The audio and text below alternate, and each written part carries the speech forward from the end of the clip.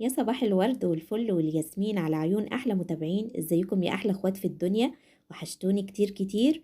ربنا يجعل يومكم النهارده مليان بالحب والخير والرضا والسعاده وراحه البال. اللهم امين. النهارده بقى عندنا يوم جديد وروتين جديد مليان طاقه ونشاط وحيويه. تابعيني لاخر الفيديو ان شاء الله تتبسطي منه. يلا بينا نبدا الفيديو، بس زي ما اتعودنا قبل ما بنبدا الفيديو بتاعنا لازم بنذكر الله ونصلي على الحبيب. اللهم صل وسلم وبارك عليك يا حبيبي يا رسول الله. زي ما انتوا شايفين يا حبايب قلبي، انا كنت قمت الصبح بدري.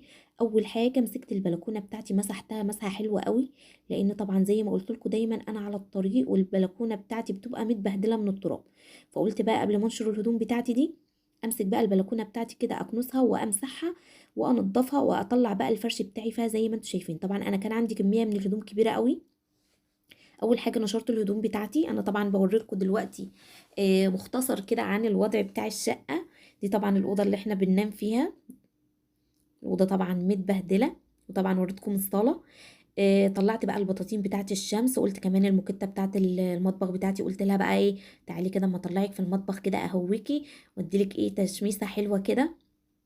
والبطاطين بتاعتي كمان طلعتها، قلت على ما اروق الاوضه بتاعتي وارتبها تكونوا بقى خدت بقى ايه ريحه الشمس الجميله دي. بحب جدا يا بنات اطلع الفرش بتاعي لما يكون الجو جميل كده والشمس طالعه.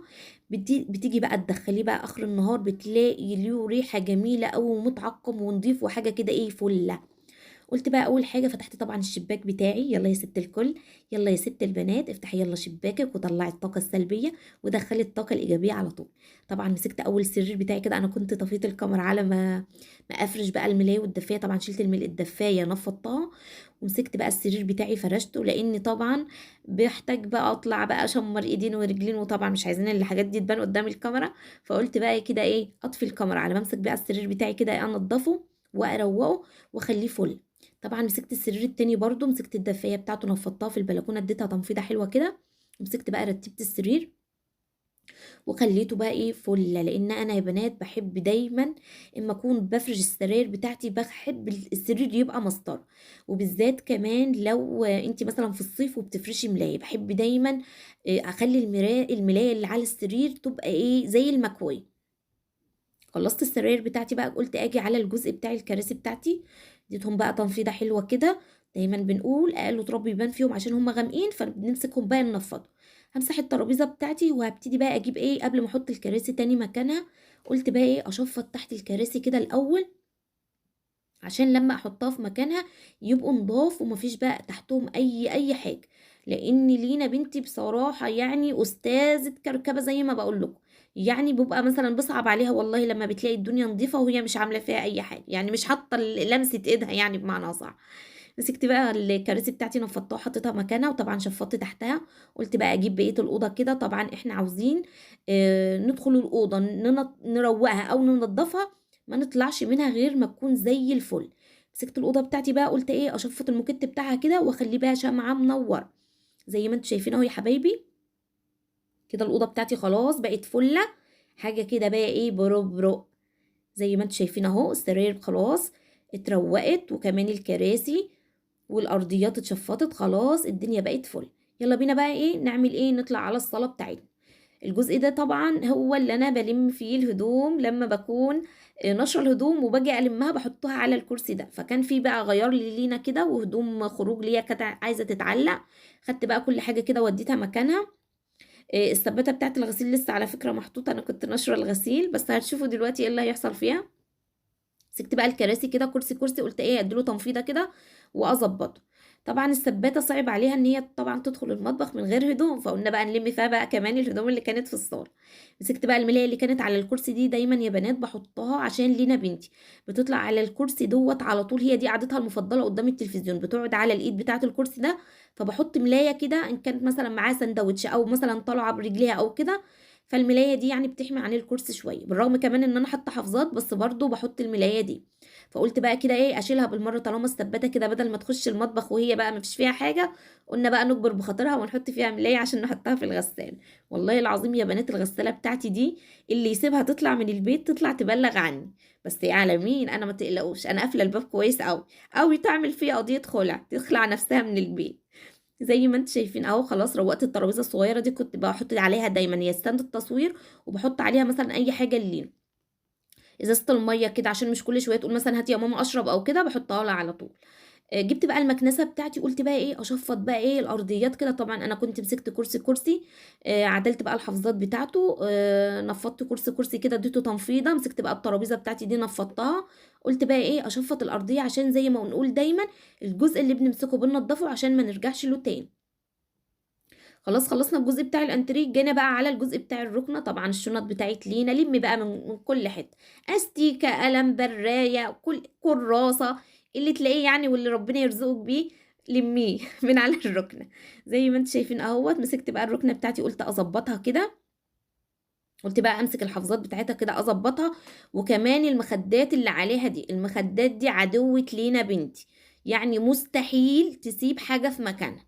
على فكرة يا بنات، لينا دايما بتحب انها تتصور قدام الكاميرا، ما بكون حتى الكاميرا فواصل كده، ما اكون مثلا طفياها على ما بعمل حاجة، بتقف قدام الكاميرا وتقعد تقول لكم قلوب وتكلمكم، اقسم بالله وتكلمكم وتقول ازيكم يا حبايبي وعاملين ايه. والله انا كنت ناويه اطلعها معايا دايما في الفيديوهات، وكنت ناويه الايام اللي جايه تطلع معايا، بس يعني حصل ظروف كده.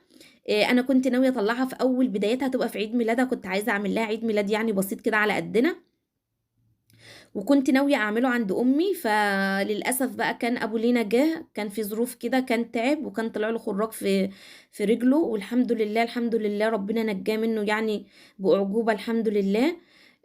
وده بقى اللي عطلني ان انا اعمل لها عيد ميلاد واظهرها في القناه. فدايما تقف كده وتكلمكم وتقول لكم ازيكم يا حبايبي وعاملين ايه، وتقعد تعمل ايديها كده وتعمل قلوب لكم، وتقول لي يا ماما انا كده طلعت. اقول لها اه انت طلعتي، ما هي شايفه نفسها في الكاميرا.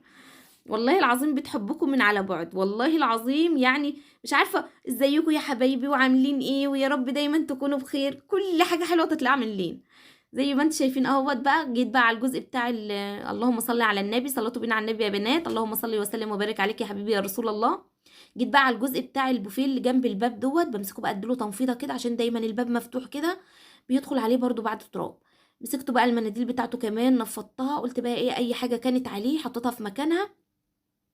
نروق بقى كل حاجه في مكانها. كان طبعا في شويه طرح كده محطوطين عليه، مسكتهم طبقتهم وحطيتهم في الادراج.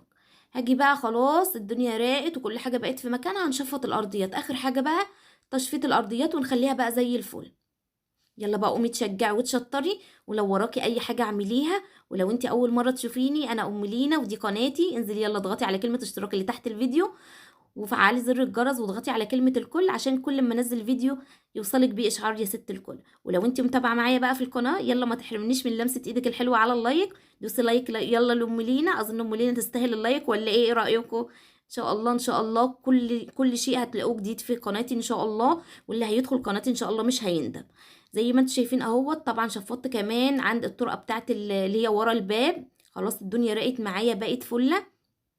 هاجي بقى هنا اطلع على البلكونه، هوريكم الشمس ابتدت بقى ان هي تيجي البلكونه. انا الشمس بتيجي عندي من بعد الظهر كده لبعد المغرب، اللي قبل المغرب بساعه كده.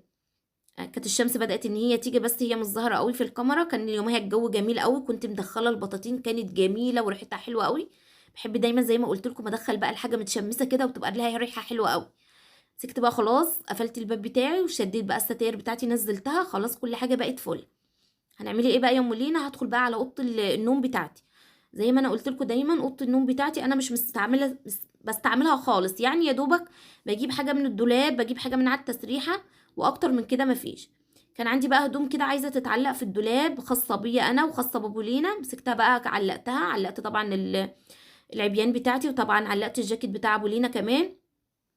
بقول زي ما بقول لكم، يا دوبك بدخل بس اجيب حاجه منها في الاوضه. الكرسي ده كان في الاوضه، كان ابو لينا يعني كان طبعا زي ما قلت لكم كان في الخراج في رجله، ما كانش بيقدر يصلي وهو واقف، فكان دايما بيسرق نفسه كده بالكرسي ويدخل الاوضه يصلي عشان خاطر لينا. همسك بقى اللهم صل على النبي، همسك بقى المفرش بتاع الفليزر دوت هظبطه، لان كنت بجيب منه طلبات وكان يعني مش مظبوط وكده، همسكه اظبطه. وكمان همسك التسريحه بتاعتي كده ايه، احط بقى كل حاجه في مكانها. في حاجه طالعه من الادراج، كانت لينا كمان مطلعه المصحف من الادراج، همسكه بقى احطه في مكانه. زي ما قلنا دايما بنروق كل حاجه بنحطها في مكانها، بنحس الدنيا رقت معانا على طول. همسك بقى التسريحه بتاعتي كده هديلها مسحه، زي ما انتم شايفين اهو يا حبايب قلبي. هنديلها مسحه بس على الماشي كده، هي نظيفه نحط بقى الكرسي بتاعنا مكانه، هنشد الستاير، هنبتدي بقى نشفط الاوضه بتاعتنا. هو السجاد بتاعها زي الفل والله، بس دايما ايه، بحب دايما اشفطه عشان ايه، اي حاجه واقعه من لينا، اي حاجه كده دبوس، اي حاجه زي ما قلت لكم، المكنسه بتسحبه على طول. وبعد كده وانا بنفض المكنسه بقى بلم بقى لو في اي حاجه كانت فيها في قلبها بشيلها، زي ما انتم شايفين اهوت. اتمنى يا رب يا رب اكون ضيفه خفيفه عليكم يا رب دايما، وانول ولو جزء صغير من محبتكم. وربنا يا رب يدومكم ليا نعمه في حياتي ويخليكم ليا وما يحرمنيش منكم ابدا. زي ما انتم شايفين اهو، بدات اخلص خلاص، شفطت بقى كل الارضيه بتاعت الاوضه، وادي الاوضه بتاعتي خلاص بعد ما راقت. يا رب دايما اكون ضيفه خفيفه عليكم. بحبكم في الله، ما تنسونيش باللايك والشير، والسلام عليكم ورحمه الله وبركاته.